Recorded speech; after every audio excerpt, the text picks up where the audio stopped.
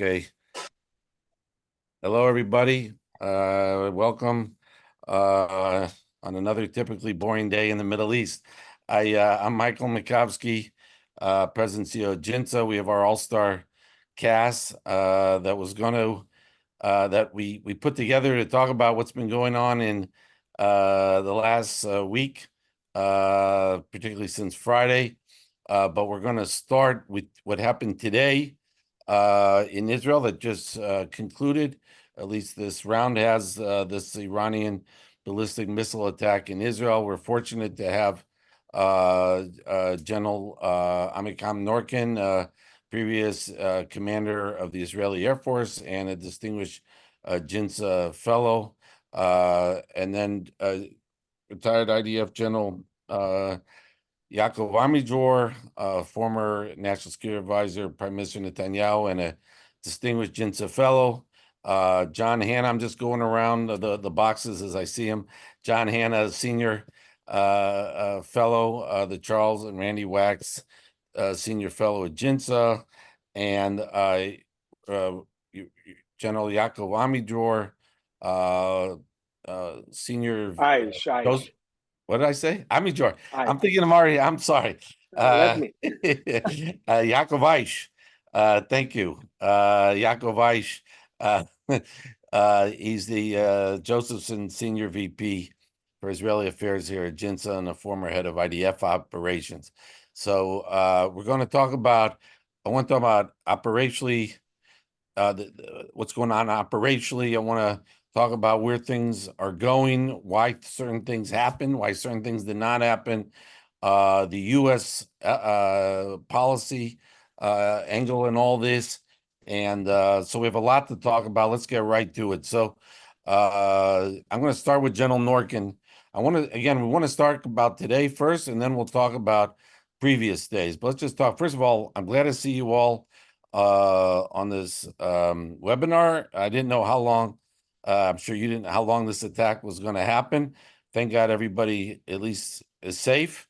And as far as I understand, there was only, not to minimize it, but there's been one Israeli casualty that I'm aware of. I think there was reported one person has died, I guess, from the attack. It's a Palestinian from Gaza who was in Jenin. But if you have more information. A Palestinian from Gaza who was in Jericho.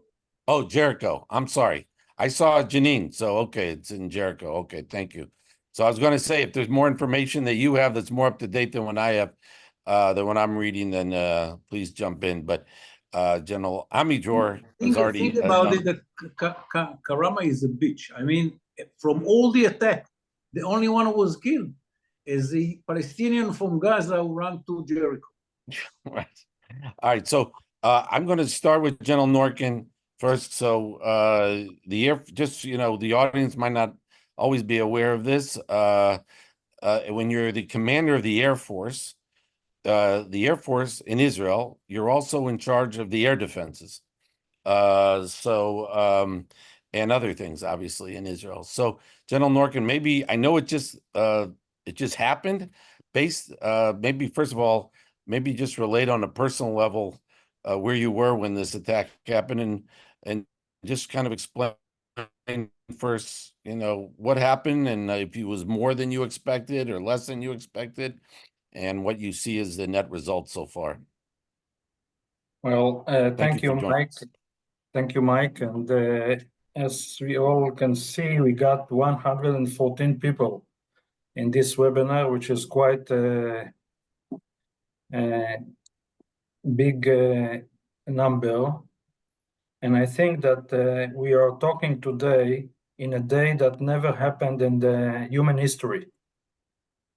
When in 25 minutes, Iran launched almost 200 ballistic missiles into the center of Israel and toward the Israeli Air Force bases. I'm sure that all of you already saw some of those pictures, mainly the debris from the intercepts. All those light falling metal pieces are debris from the intercepts. but it's not it's not a fantasy, it's a reality. And I would like to share with you, I just drove from Tel Aviv to my house, and for 20 minutes, I hide myself under a bridge in the road between Tel Aviv to Ashdod. My daughter, she is a lawyer in Jerusalem, and she drive to Tel Aviv, and she put herself under a bridge under the road between Tel Aviv and Jerusalem. And my 2 weeks grandchildren girl, she hid with her mother, with my daughter, in our shelter, in our house. So this is the reality for the Israelis families in Israel tonight. And we are lucky. Why? Because we got the Iron Dome, the David Sling, and the Arrow, of course, and with our allies' support, first of all, the American support, we intercept most of the missiles. And as Mike mentioned, there are no Israeli citizens been killed in this attack, but there is some damage. And I think that it's something that is going to change the story of this war in the Middle East. So as you know, in Israel, there is only one aviation, and the Israeli Air Force in charge for all the mission, and the air defense is part of the Israeli Air Force. So the Arrow, the Iron Dome, and David Sling, all those missions, all the units are part of the Air Force. And it's a very wide and challenge for the Israeli air defense to defend Israel from such an attack. Even once we are practicing and doing a lot of exercise with our partners how to defend Israel, we never imagined that we are going to defend Israel from 200 ballistic missiles in such a short period of time. They launched the missiles in 3 waves. Every 8-9 minutes, a wave of something like 70-80 ballistic missiles. And most of the Israeli citizens were under attack and hide themselves in the shelters. So today, after a very, let's say, successful activities of the IDF, since we attacked in Beirut a few times, we killed Hezbollah leader Nasrallah and all his chain of command. And even today afternoon, we killed one of the highest commanders that was in charge for the smuggling of weapons from Iran to Lebanon. And now the Iranian forces decide to act and to launch missiles toward Israel, and think that it's changed the pattern of the war. And now the main issue for Israel and the more challenged target now is Iran itself. Sorry, You're muted. I was muted. A quick question, follow-up. You said that, how do we know that the Iranians were only, did you say they were only targeting 2 air bases and they weren't trying to hit Tel Aviv? Air Force bases, more than 2. Yeah. You can see at the map, at the media, where we got sirens. So the sirens were from the north border to the city of Mitzpe Ramon, at the Negev desert, all over.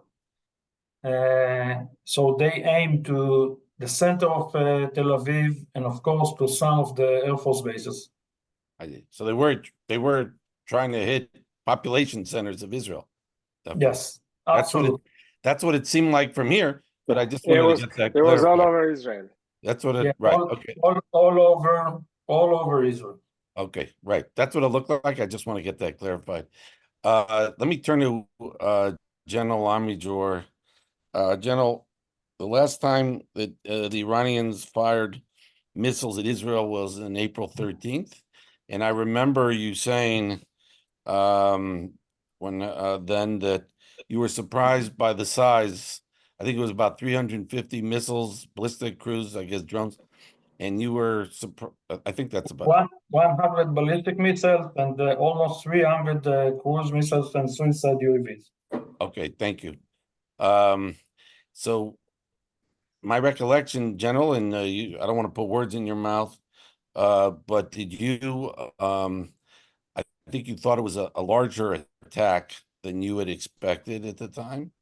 I'd like to ask you what you make of what you think the Iranians were trying to do here. Was this about what you expected, less, more?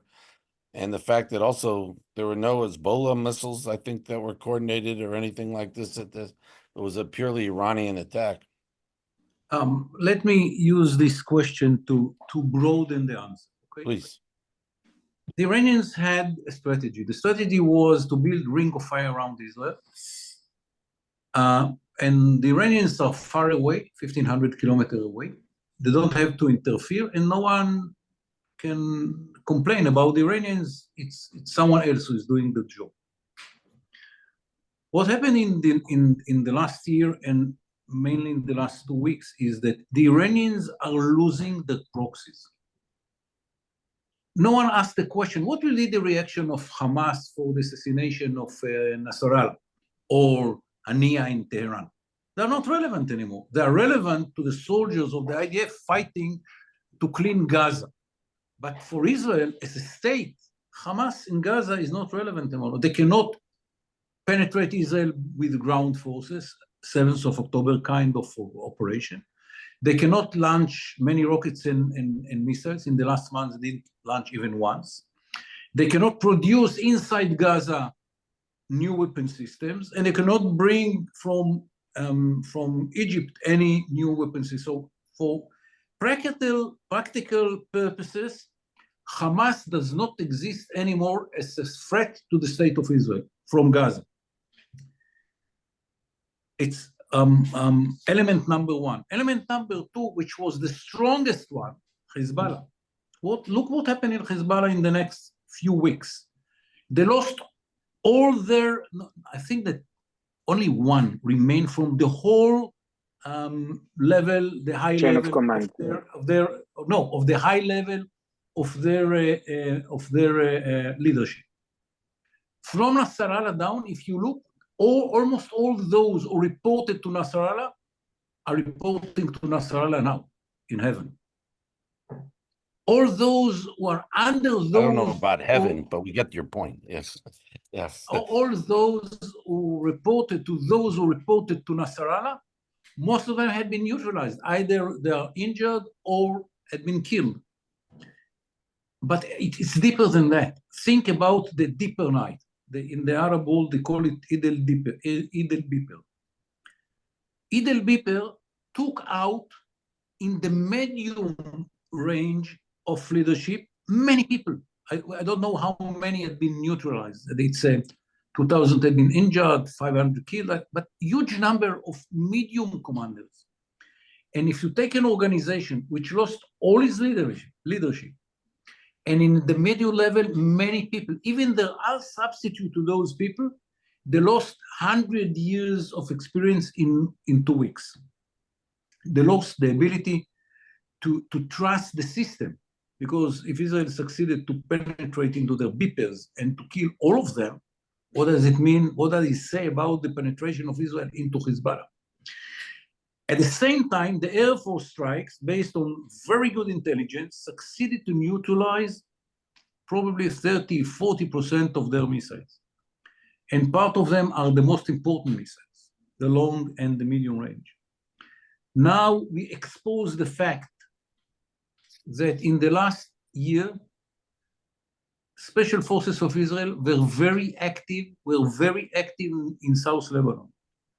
They counted 200 nights and days in which we went into Lebanon to expose the the facilities of Hezbollah, to destroy some of them, to booby trap some of them, to take an accurate place that the Air Force will strike it later, and so on and so forth. So the ability to harm the Hamas infrastructure in the south, the basis of the special forces of Hamas, of Radwan forces, that was a huge success. And today you saw the picture from tunnels which had been digged by Hezbollah from private houses, which had been identified by those special forces. So if you talk the three elements, the elimination of the leadership, the high and the medium one, the success of the Air Force to destroy so many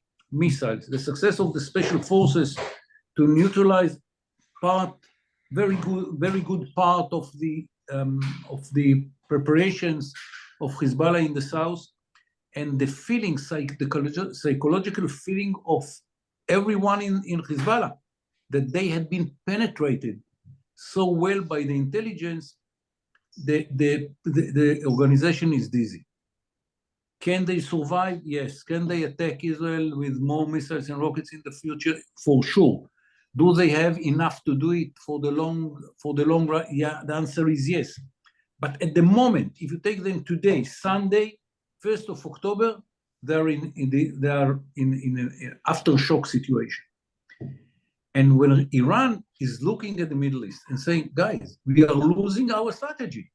First element was annihilated totally, Hamas and Islamic Jihad.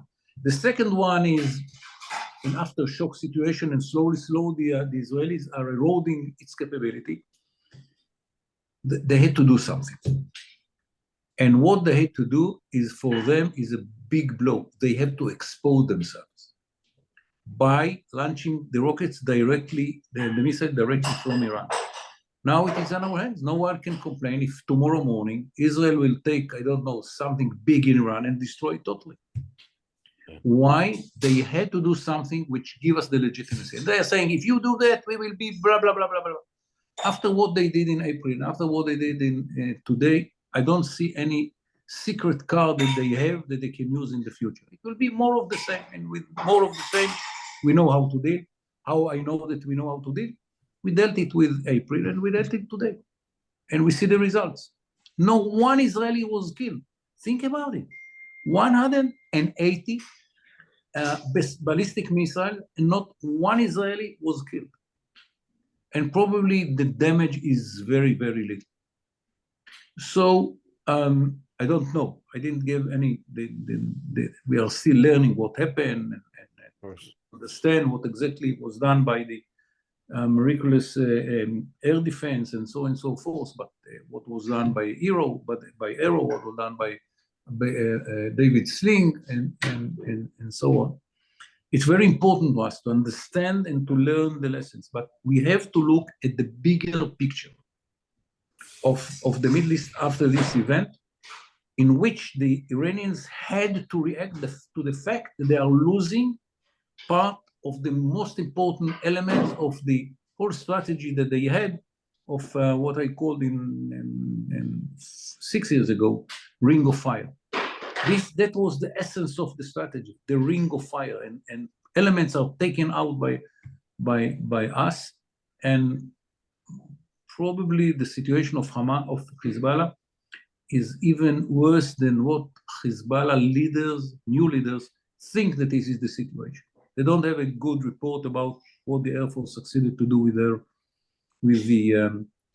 the missiles, and they. And for Hezbollah, there are some Amidror, for Hezbollah, we didn't finish our missions. So there are some cards. I mean, that was the next sentence that I wanted to say. And the Air Force has another 3 months in which it can act. For sure, we don't tell everyone, it's a secret. We have much more targets than warheads for the munition. So we will have to prioritize what we are attacking, and to get from the Americans more munition. Hezbollah, and I think that Iran understood it. It's not just retaliation for the killing of Nasrallah and the Iranian general, and ask yourself a question, very interesting question. What as an Iranian general is doing at the headquarters of Hezbollah with Nasrallah, and what the beeper of Hezbollah is doing in the hands of the ambassador of Iran in Beirut. I mean, Iranians, guys, where are you involved, and which level you are involved? So it's not just a retaliation for the annihilation of Nasrallah, which is a big blow for Iran for sure, not even the general, the Iranian general, which is new in the job. He was nominated after the assassination of the guy in Damascus in April. So he's very few months in the job. It's about the bigger picture of the situation.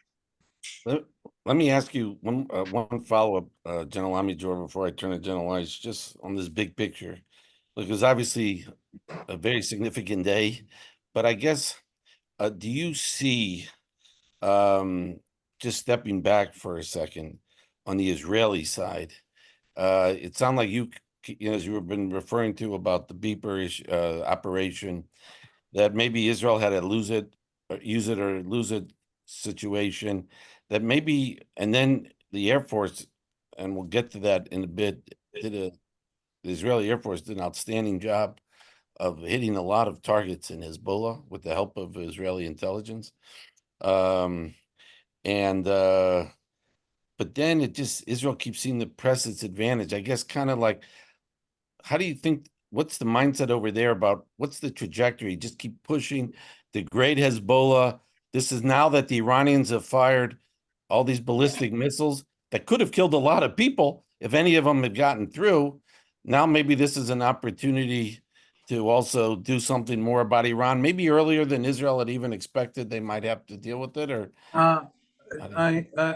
I think that there are two main options. Leave alone all the details, and the details are important.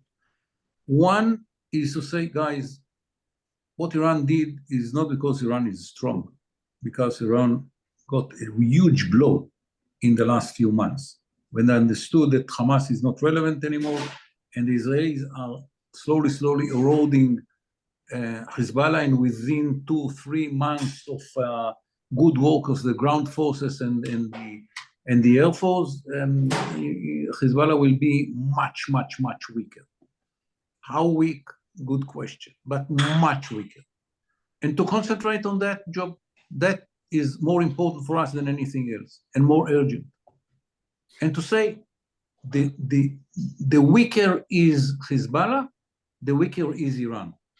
And it is better to go to Iran after we are weakening Iran indirectly by weakening Hezbollah. This is one option. The other option is to say the Iranians give us now an opportunity. Let's take the opportunity and blow Iran. To take some very important targets in 2-3 areas, and to show the Iranians, unlike you use 180 missiles, we lose much less, but we are more accurate, and we know what to do it, how to do it, and we can penetrate your system, and to take 3, 4, 5 targets, important targets, in different places and different areas, and to destroy it totally. Both are legitimate, both are smart. I don't know what I would been chosen to do. The guy is now sitting in those places that I was when 10 years ago, 11 years ago. They have to make decision, option A or option B, because we should concentrate. To do both and not to finish anything, I think it's a mistake. Yeah. And both options are very good. In the Middle East, you cannot wait 3 months. Once you wait, you are not going to act. So well, there is look. Why? Because we are in the Middle East. No, after Ania, they didn't react, and reacted now. I mean, it's our decision. It's our decision. It's not Ania. It's Nasrallah. The cause of I understand what you say. It's a good option. It's not the only one. That's what I wanted to mention.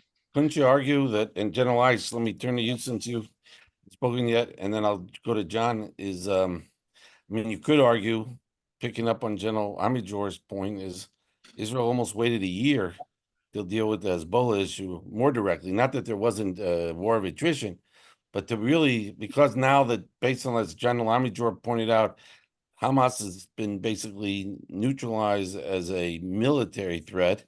Now you could focus on Hezbollah a little more. I guess, how do you see where things are at this very pivotal moment, I guess? Mike, thank you for having me. We tend to discuss the last event. With your permission, I would like to frame it a bit differently. First of all, if we would go back to October 11th, when the offer that the IDF and the Ministry of Defense brought to the cabinet was taken, it means that 11 months ago, we were able to surprise Hezbollah.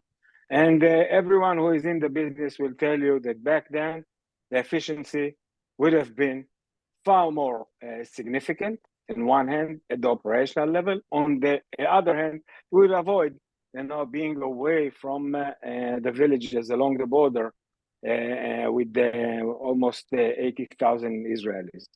Having said that, the second element that was changed at the policy level 2 weeks ago. And the Israeli government decided to change the situation along the Israeli border to allow the citizens back to the villages. Everything starts with policy, with strategic goal. This stuff was translated to strategy and to operations. That's exactly what we see. We can speak about the elimination of Nasrallah and all the others, and it's highly relevant. But everything is derived from that. By changing that policy and allowing the IDF a preemptive approach, we could have seen the Air Force going and eliminating and degrading significantly two elements. One is command control capabilities. It's commanders at different levels. In a second, I'll mention them. The second is communication capabilities. And the third is launching capabilities, all type of varieties, heavy warheads, accurate, shore to sea, ground to air, ground to ground, and all type of capabilities. And we have to add on it something that the Air Force and the Northern Command have done in the last few months, was preparing the battlefield. And the way they have prepared it was not only by doing 70 special forces operations, penetrating the border, mapping, and bringing the relevant intelligence about what is going on at the other side, but also degrading specific capabilities from the other side together with the Air Force in order to allow a smoother maneuver into Lebanon, which started yesterday. And is already happening in the last 24, 36 hours. And it's all part from a whole campaign planned here by the General Staff and the Northern Command, very well coordinated with the Air Force, and based on intelligence that was gathered in the last 15 years. These are the results. And was processed in a very efficient way. And that's why we can enjoy not only what have happened in October 17th, which is the beepers, at September 17th, the beepers, September 18th, radios, and then the September 20th, Akil, and all the brigade commanders of our one unit, which is 5,000 operatives that were about to storm the Israeli border and the Israeli villages. And everything is interconnected. What the ground forces are doing now, they are going by foot to those bases, to those depots, to those shelters. Some of them are very close to the border. Some of them are a bit deeper into Lebanon, finding them and eliminating them. Some of them are sealed with concrete. Some of them are blown up with explosives. Some of them are simply taken back into the Israeli area. We have to remember, this is the last element, that the whole unit that was deployed over there, 4,000 operatives that were about to storm the border, they are not there. Someone pushed them to the north. And the way that they were pushed in the last 11 months was by a very efficient, targeted killing. Hundreds of them were killed, and that's why they were leaving that area north to the Litani. Most of it was done by the Air Force. Some of it was done by other forces that were deployed, and now they are fighting over there. So all in all, we are talking here about a very clear policy with a very clear answer that allow this campaign to be modified and implemented as we see it today. All right, I'm going to come back, General Ayish. I want to get to John. Mike, I want to add something, because I think that one of the most important decisions which had been taken is in the 11th of October not to open a new front in Lebanon. Right. Because the big difference is that now we can focus on Lebanon. In the 11th of October, we had to separate our efforts to both, because we couldn't ignore Gaza and we had to fight in Lebanon. So I think the decision not to open another front, and remember, the IDF was not in its best situation those days. I think it was a very important decision and the right one. Okay. I appreciate that. I want to still talk about where we're going forward, but John, it's been a bit. We haven't gotten to you yet. Of course, Israeli generals come first, as I think the Israel's enemies know, and friends. I think. Let me ask you. General Amidror was suggesting the disarray in Hezbollah, but how do you perceive? Are we in the U.S. side? Is there a bit disarray? Because it seemed like, maybe I'm wrong, maybe my recollection is bad. I thought the initial Pentagon statement after the Nasrallah killing was, not that strongly, supportive of Israel. And then the last couple have been very supportive. Meanwhile, when President Biden was asked, he said ceasefire now yesterday. I think if President Biden is awoken at 11 o'clock at night or 2 in the morning, he doesn't ask what time it is. He just immediately says ceasefire. It's everything that he says. And on the other hand, you have U.S. forces, and we know General Kirilla CENTCOM has been very engaged, very trying to be as supportive as possible with the Israelis. We have military assets. We had naval assets in the region that help, I think, take down some of these ballistic missiles. But I guess, is the U.S. message clear? Is it muddled? How do you address where the state of play is on the U.S. side, I think? Yeah, I guess, I'm hesitant to quibble on a day like this, given what the U.S. obviously did do in this instance, what it's done in the past when it really mattered and the rubber hit the road.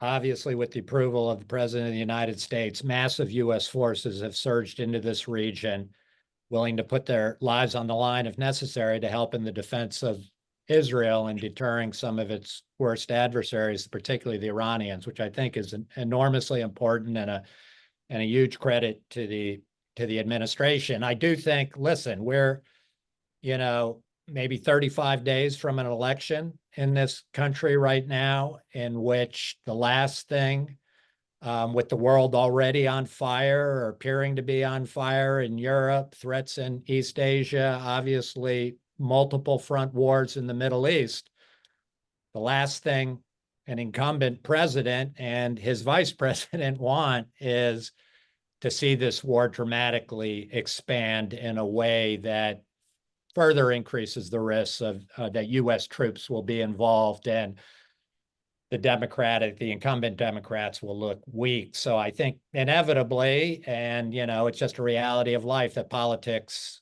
play into this. And I think in some of this messaging, ceasefire, ceasefire, ceasefire being the instinctive reaction to everything, and a failure to actually see the full strategic transformation of the region's geopolitics and balance of power that are happening before our eyes, and happening in a way that look overwhelmingly favorable to American interests. I think sometimes that gets lost in the day-to-day of the political back and forth and the calculations that people have, because I do think the important thing for American strategists to understand here is that, you know, for years and years, we and the Israelis have been living with how are we going to go after that Iranian nuclear program with this sword of Damocles hanging over Israel's head,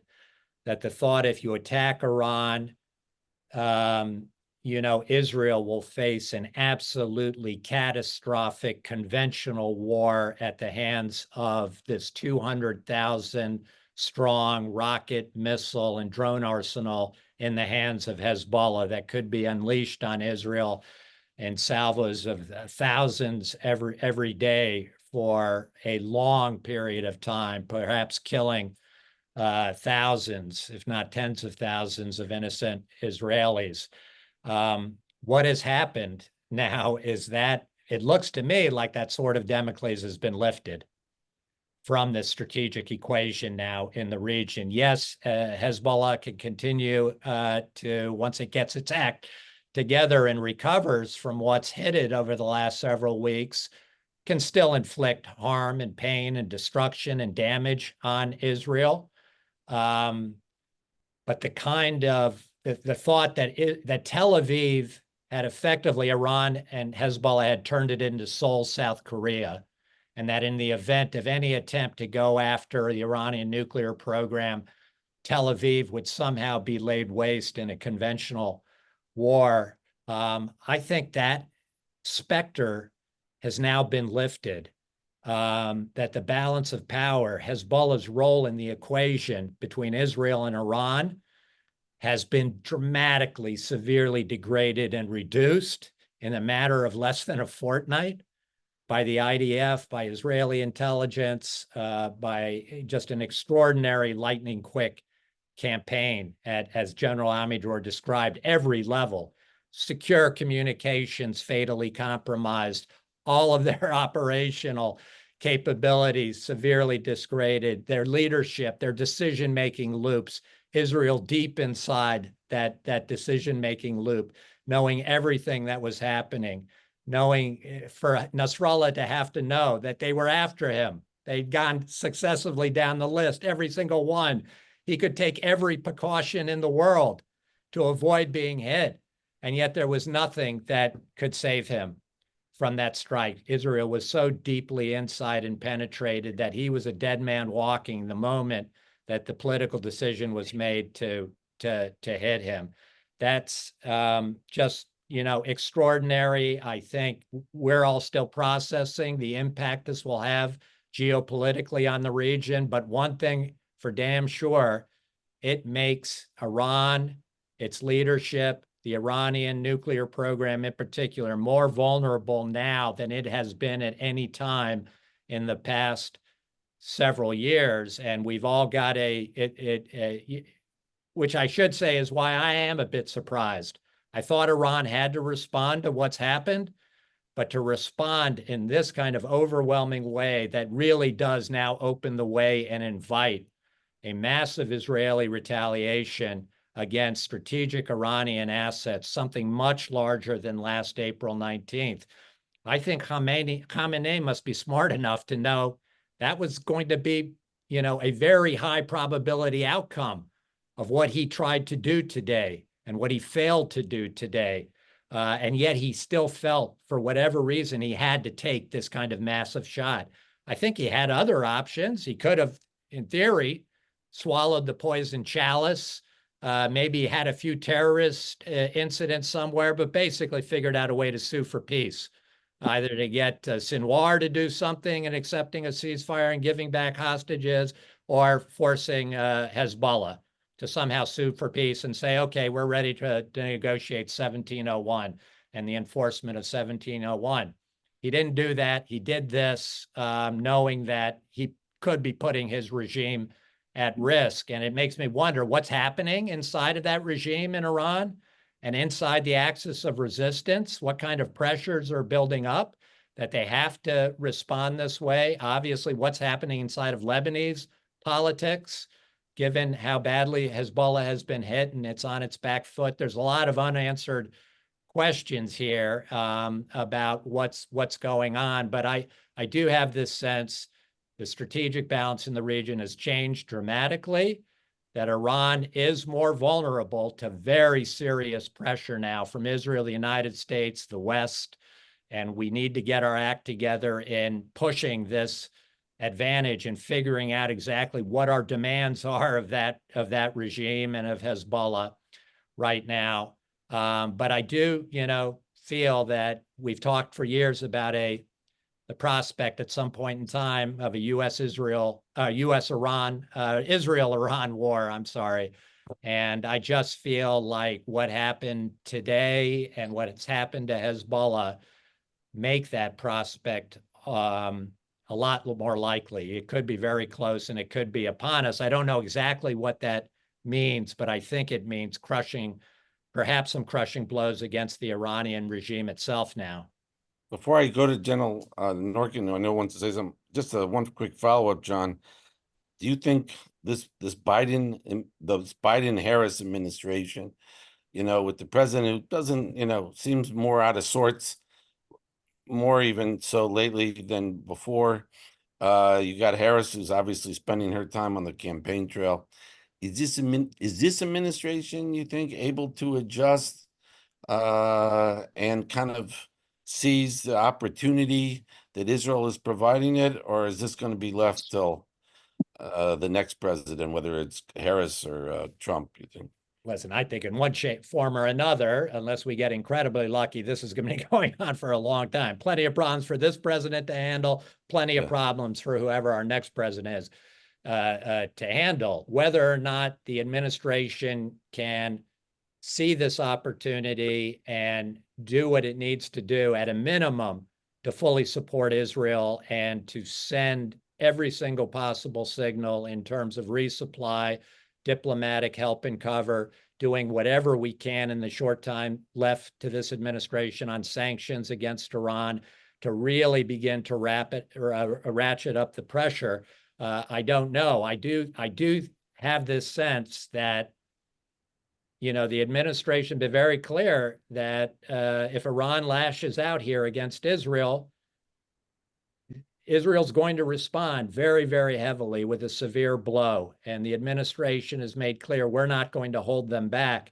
The question, and I don't think they will hold Israel back because Israel has absolute legitimacy and justification now. Question is, are they prepared to do what's needed on the American side to ensure whatever Israel does is as successful as possible, really pushes back on the Iranians and convinces the Iranians that there is nowhere for them to go but to, in effect, sue for some kind of ceasefire and peace and make some serious concessions.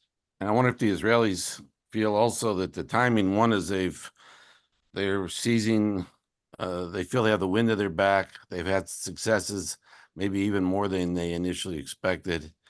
And it's maybe because it is before the U.S. election, they feel they have a little more room to maneuver now. And then they'll see what happens on the election about what they do after that. All right, General Norkin, I know you've been nodding with what John was saying, and you also wanted to say something, so please.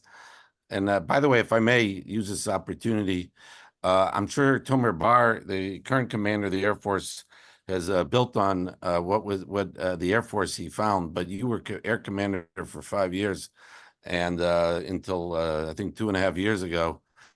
And the way they've performed, the Air Force has performed has been, I think everyone has noticed, has done a really outstanding job. So they say in Hebrew, kol hakavod, everything you did to really help build up this Air Force.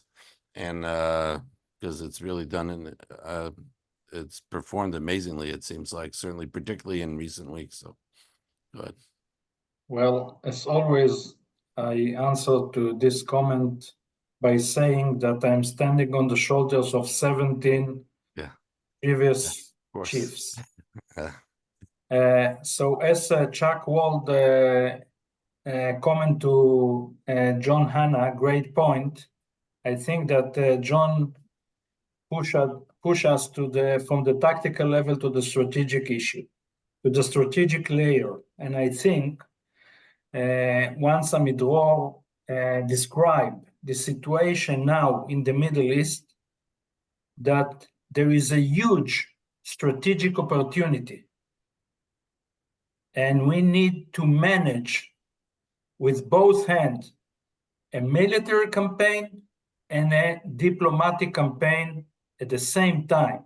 Now, this is the time to, let's say, organize a better Middle East.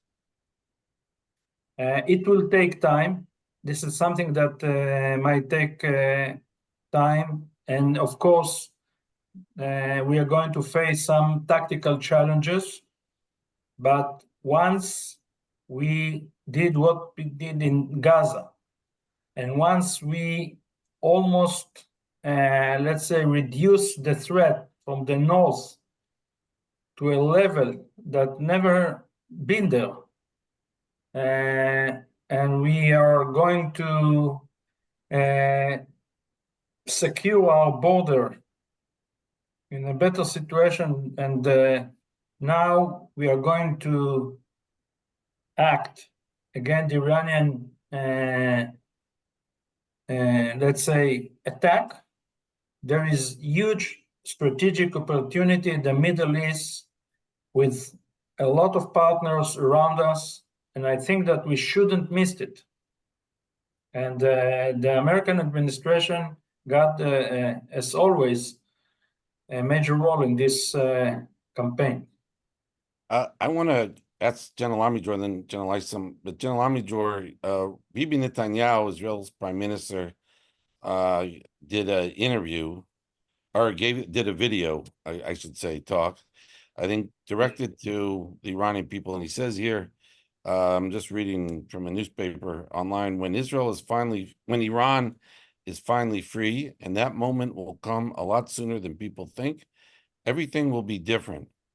And I bring that up because one is, I'm curious why you think he gave such a speech and why he might have said what he just said, especially in light of the fact that his when he spoke at the UN on Friday, he issued a warning clearly to Hezbollah, and at the same time, Israel was knocking out Nasrallah.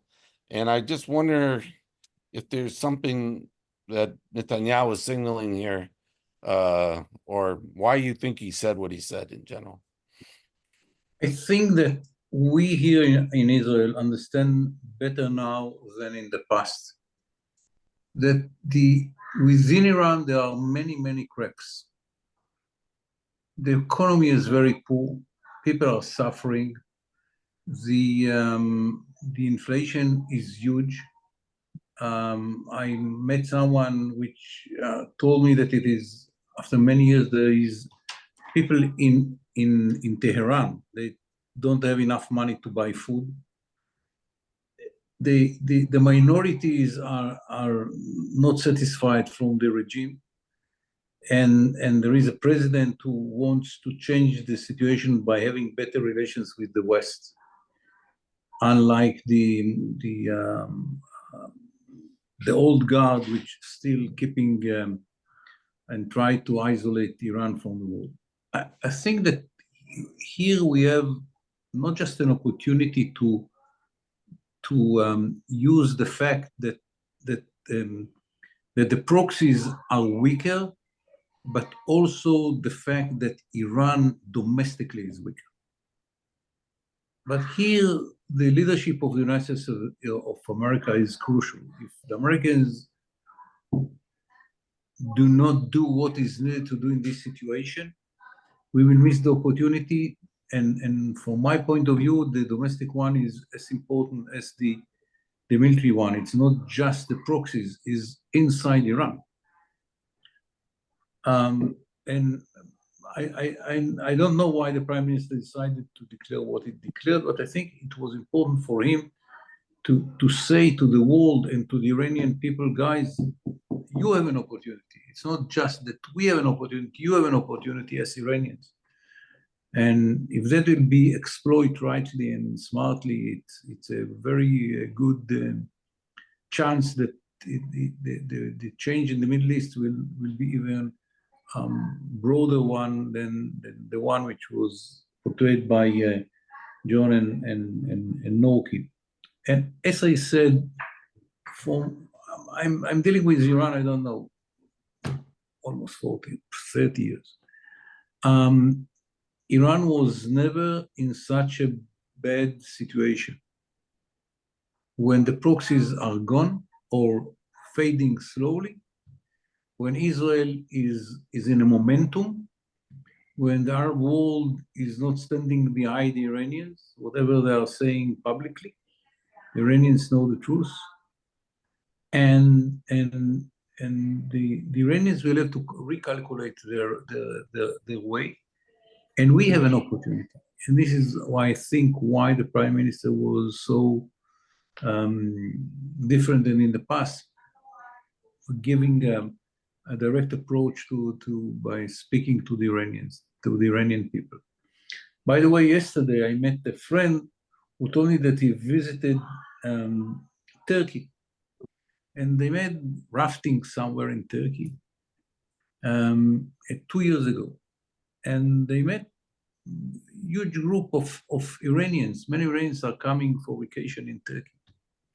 And he told me every place in which they learned that we are Israelis, they came to shake our hands and to take photo with us. I understand that this is not the majority of the Iranians. This is the Iranians which are going out of Iraq. This is the Iranians who are probably living in big cities. It's not the landscape of Iran. But still, it's important testimony because we have to understand that what we see in Iran, we see the propaganda which led by the Revolution Guard, and not by it's not democracy. It's a dictatorship in which you see what they want you to see, and this is why I think it's very important to understand this historic point of weakness of Iran and to exploit it.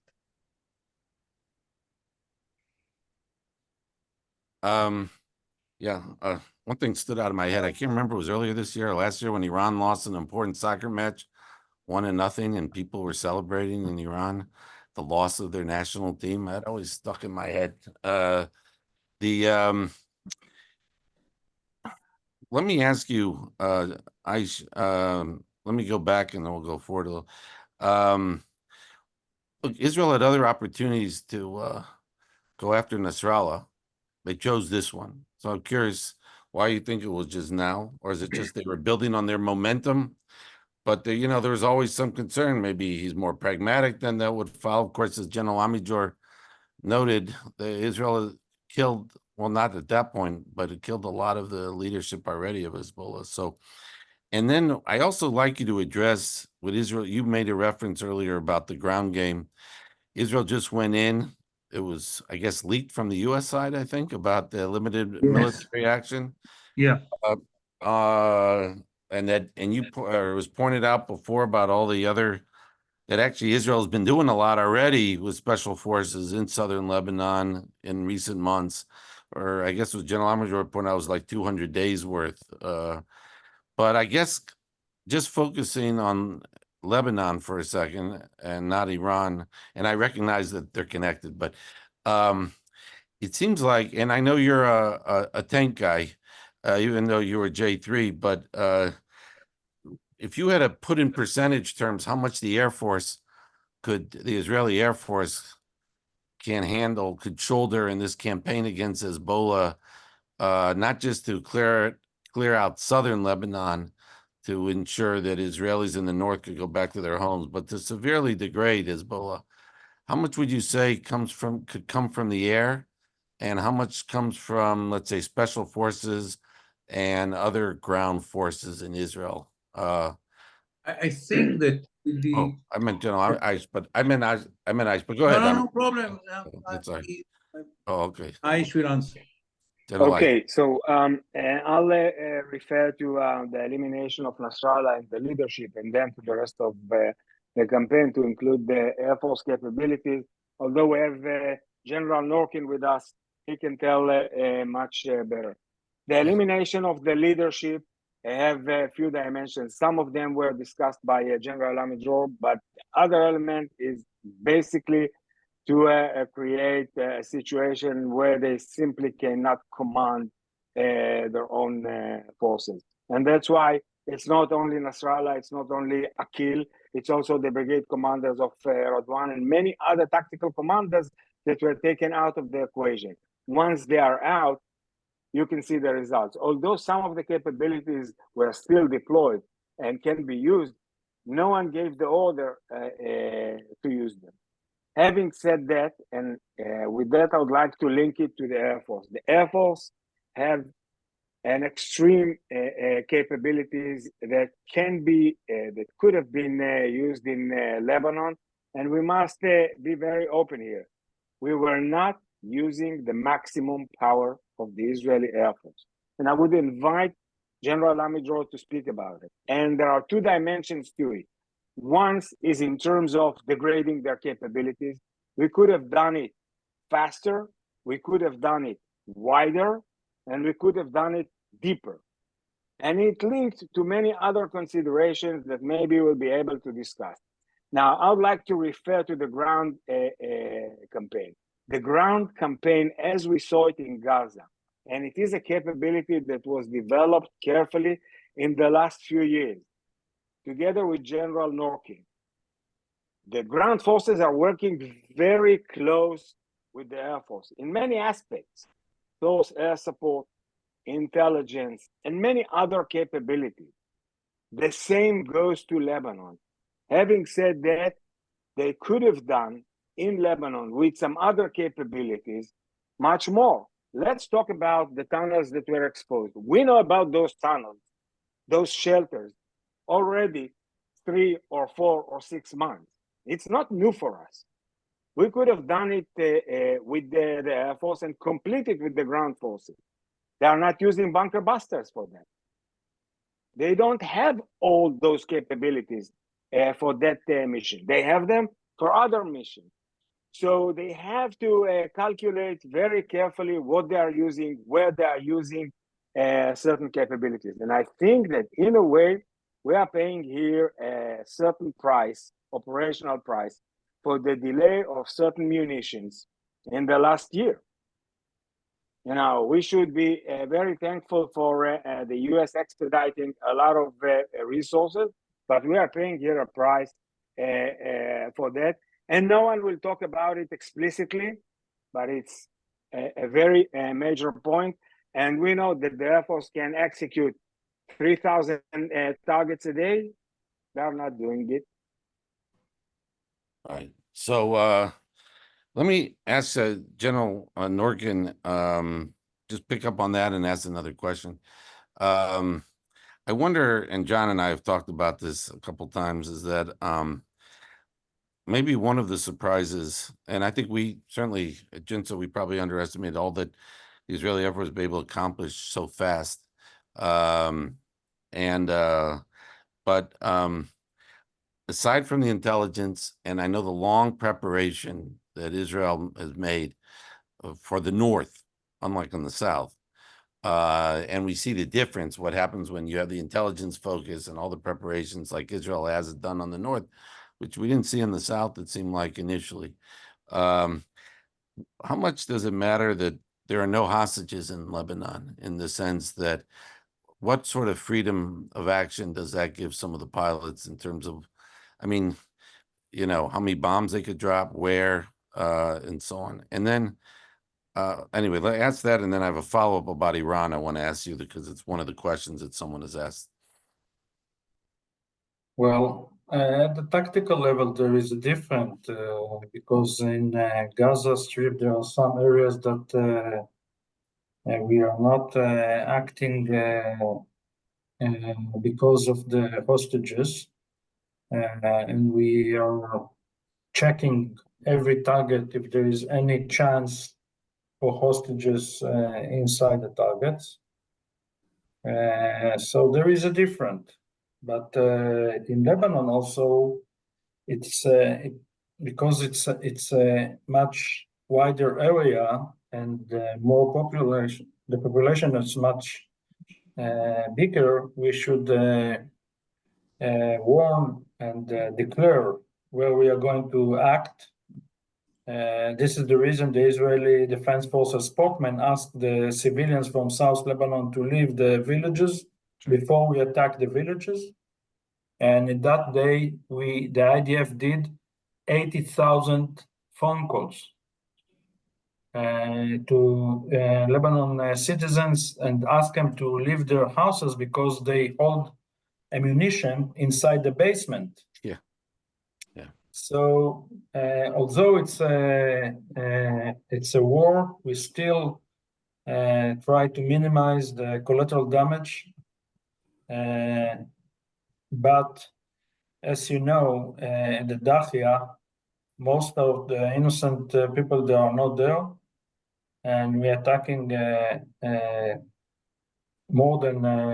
already more than 30 buildings, high buildings in the Dahia with a very minimum collateral damage. Well, I was going to ask, maybe you could add a little color, or maybe a Hebrew word is perush. The dropping of 80 bombs to kill Nasrallah. I guess that just, I'm just curious. That's a when you, as you saw in the TV, all those bombs, they didn't hit the same target because we try to close the underground area, all the tunnels that connect Nasrallah bunker, all the doors, and to penetrate to his headquarters from different angles, and by that to push the let's say the percentage of this mission to above 95. When I was the head of the operational department, 2006, I planned a mission and I tried to kill Nasrallah, and we dropped 23 JDAMs. And unfortunately, it wasn't there. So I think, and you can calculate the budget of this mission, it's around $4 million. That's it. So I think that the Air Force commander took the right decision.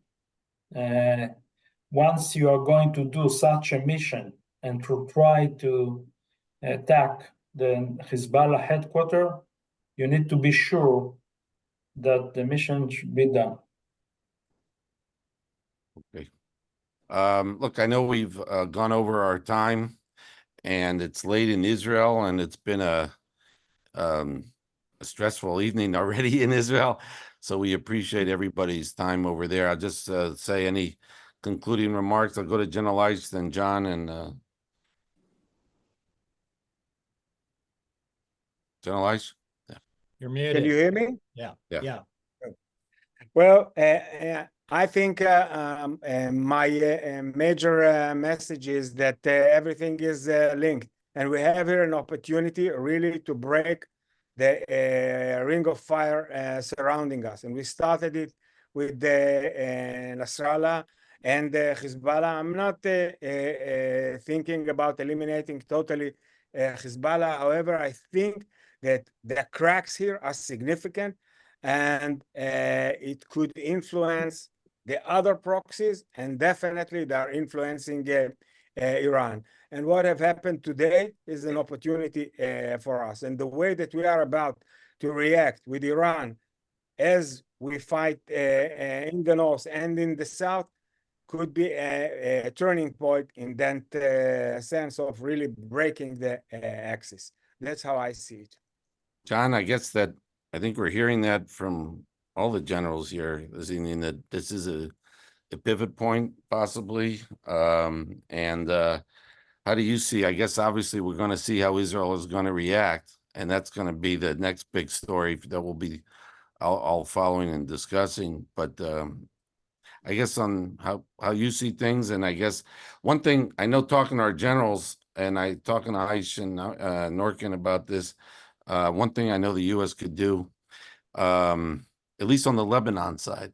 I mean, certainly the more we could, I think, supply weaponry to Israel, and especially on the Air Force capacities, it seems like, the less maybe there'd be reliance on any ground forces, and maybe the way they're able to maybe contain the war a little bit. But obviously it's not contained. The Iranians, it's all connected. The Iranians have already responded to what happened in Nasrallah and so on. And I guess anyway, I'll just stop myself right there. Tell me what you think. All right, I just a few observations. I mean, the fundamental point is for me that I think over the last several weeks, something's changed and the world is spinning on a slightly different axis now. And we all have to come to grips with that, recognize it, see the opportunities in it, recognize whatever risks in it, but then act together, act in a unified, coordinated way, because we may have a very large opportunity here that we can pursue. Couple of things. One thing that we didn't mention, Mike, we mentioned the effort to get us at Nasrallah's bunkers with a lot of very heavy 2,000-pound bunker busting precision weapons that penetrated deep. I mean, that hole was very big. If you put that together with something we didn't mention, which was this long-range strike on Yemen again, on the Hodeidah port and other parts of, I mean, that is a long journey. I think it's more than round trip. It's something more than 2,000 miles. I mean, it must be close to the distance to Iran. If you put that long range mission involving all those refueling tankers together with, what Israel has shown it can do to get very, very deep, it's not enough for the Iranian nuclear program for sure. You'd need a lot more of those kinds of bombs, but it demonstrates a capability. And I think the message can't be lost about the implications potentially for some kind of long-range strike against core Iranian assets. The other thing I'd mention that came up today, which was an amazing, but it's indicative of something that we've seen over the last several weeks regarding Israeli intelligence, was the former president of Iran, Ahmadinejad, standing up and telling somebody that, and who knows if he's telling the truth, but he said, we put together the unit to combat the Mossad, all the Mossad penetrations inside of Iran. And the head of the unit and 20 people on his team were Mossad agents, it turned out, who were killing, in the process of assisting in the killing of Iranian scientists and stealing the nuclear archive before they made it out of the country. It is, it is just indicative, and we've seen successful Israeli operations inside of Iran. You saw what Israel did to Hezbollah. If anything, our problem was not overestimating Hezbollah's threat over the last several years. It was underestimating the capabilities of the IDF and Israeli intelligence. This has been absolutely astonishing. I'm not sure there's any other force on earth, if you put them on a target, have them devote resources and energy and planning and strategy to defeating that target. I'm not sure there's any other force on earth that's quite as good as the IDF, maybe because they live on the razor's edge constantly all the time. There is an X factor there. And if they've been focused at least as much on the Iranian target in terms of Israeli intelligence as they have on the Hezbollah target over the last several decades. And I would not be surprised, in addition to whatever extraordinary surprises the IDF and the Air Force may have for Iran, that Israeli intelligence also has some major surprises at work. And we may be seeing some of those on display as we enter this really new period, in which I think is best going to be characterized as the Israel-Iran war, or the Israel war against the Iranian axis of resistance. Only other things I'd mention before I close quickly is, in their statement today, the Iranians said if there's any retaliation, threatened our Arab partners who have any kind of relationship with Israel and are assisting us. They threatened American bases in the region. And I just think we have to keep those in mind because they've demonstrated that if they get hit by the Israelis, there's not much they can do anymore. They don't have a lot of other options besides terrorism to hurt Israel. What they can do is apply real pressure in the region against other actors, including the United States and our Arab partners. Those are targets they can hit if they decide they have to expand that war. And then the final thing, which we haven't mentioned as a contingency to be watch out for always, is the Iranian nuclear program. And what decisions are they making? Are they making a decision like after 2003 to be more cautious?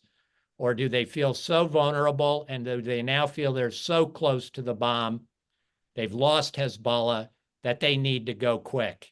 And that's something we need to be watching really vigilantly and sending as many messages as we can through all the channels we have to the Iranians that they'll rue the day if they decide now is the time they want to really try and make a dash for this. So, but we've got to be completely on guard for that, and both Israel and the United States.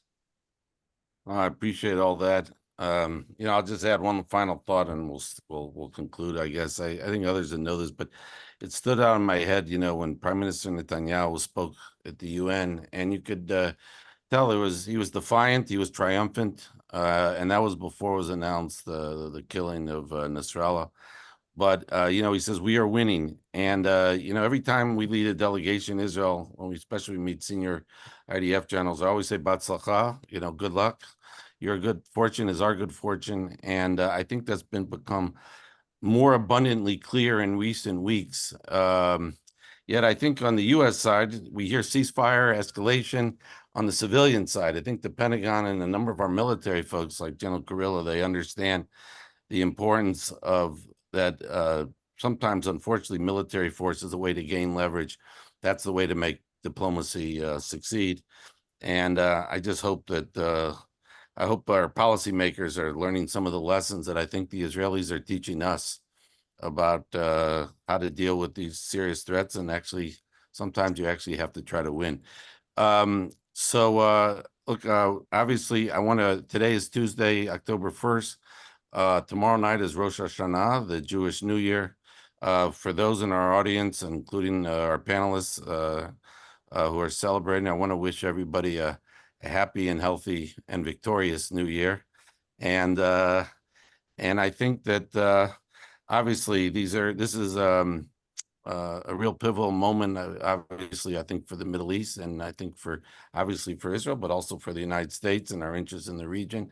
So we won't be having any webinars due to the holiday for the rest of the week, but please stay tuned for any emails we send out for the webinar next week to see what happens after what Israel does, what it doesn't do, what happens on the ground in Lebanon. If there's anything more with Iran, coming from Iran, what goes on in the region. So anyway, again, thank you very much for joining. We went over time, 15 minutes. Obviously, not about everybody. Okay, have a happy and healthy New Year. Okay, Shana Tova.